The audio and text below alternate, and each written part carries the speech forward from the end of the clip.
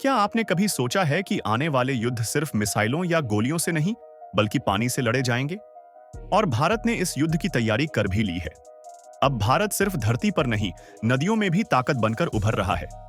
जिस ब्रह्मपुत्र नदी को चीन सालों से भारत के खिलाफ एक हथियार की तरह इस्तेमाल करने की कोशिश कर रहा था, अब वही नदी चीन के लिए एक डरावना सपना बन चुकी है। अब भारत सिर्फ मिसाइल से नहीं, नदियों से जवाब दे रहा है। चीन कई सालों से भारत को ब्रह्मपुत्र के पानी को लेकर धमकाता रहा है। कभी कहता कि पानी रोक देंगे, भारत में सूखा पड़ जाएगा। कभी अचानक पानी छोड़ देता था, जिससे उत्तर पूर्व के राज्य बाढ़ में डूब जाते थे। ये उसकी पुरानी चाल थी। लेकिन अब इस ड्रैगन को उसी की भाषा में जवाब मिल चुका है, और यह जवाब दिया है भारत ने अपने एक मास्टर स्ट्रोक से, दिबांग मल्टीपर्पस प्रोजेक्ट। ये कोई आम डैम नहीं है, ये एक ऐसा जलदुर्ग है जिसने चीन की सारी साजिशों को पानी में बहा दिया है। अरुणाचल प्रदेश की दिबांग घाटी में बन रहा यह डैम भारत का अब तक का सबसे ऊंचा और एशिया का सबसे ताकतवर जल विद्युत परियोजना है।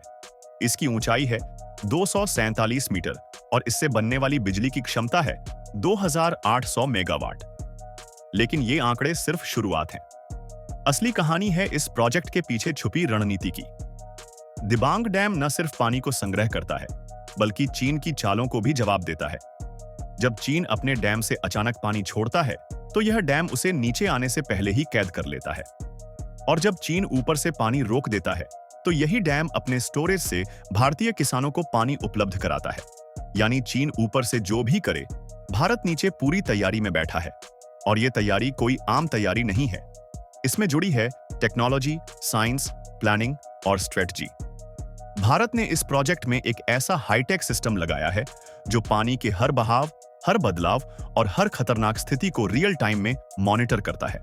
इसमें लगा है artificial intelligence based water management system, जो हर सेकंड फ्लो, प्रेशर, वॉल्यूम को मॉनिटर करता है और जरूरत के हिसाब से आउटलेट्स को अपने आप एडजस्ट कर देता है।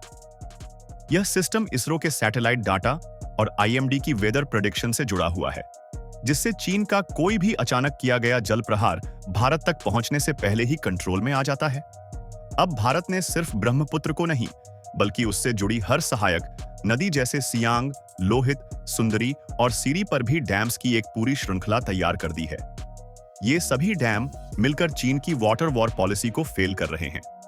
चीन के लिए यह किसी झटके से कम नहीं है। उसने तिब्बत में अरबों डॉलर खर्च करके मैडोंग डैम बनाया था, ताकि भारत को ब्लैकमेल कर सके। लेकिन अब वही डैम उसके लिए सिरदर्द बन चुका है, क्योंकि भारत ने एक ऐसा नेटवर्क बना लिया है जो किसी भी आपदा को अवसर में बदल सकता है।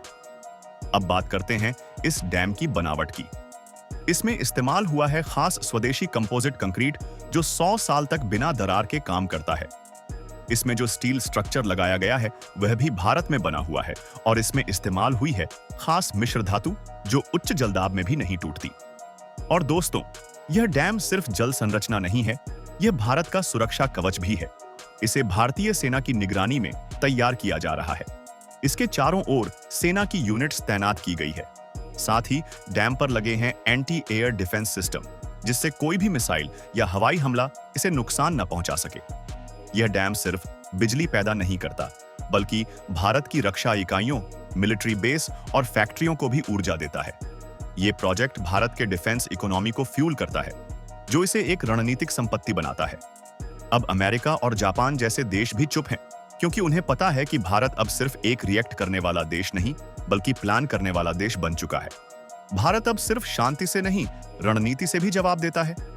दिबांग डैम के साथ साथ भारत ने रिवर इंटरलिंकिंग सिस्टम पर भी काम शुरू कर दिया है। इससे अगर कहीं बाढ़ है, तो पानी को दूसरी जगह भेजा जा सकता है, और जहां सूखा है, वहां सप्लाई की जा सकती है। तो दोस्तों, अगर आपको लगता है कि भारत की ये रणनीति सच में गेम चेंजर है और भारत को ऐसे ही हर मोर्चे पर मजबूत होते देखना चाहते हैं, तो इस वीडियो को अभी लाइक कीजिए। और अगर आपने अभी तक हमारे चैनल को सब्सक्राइब नहीं किया है, तो तुरंत कीजिए।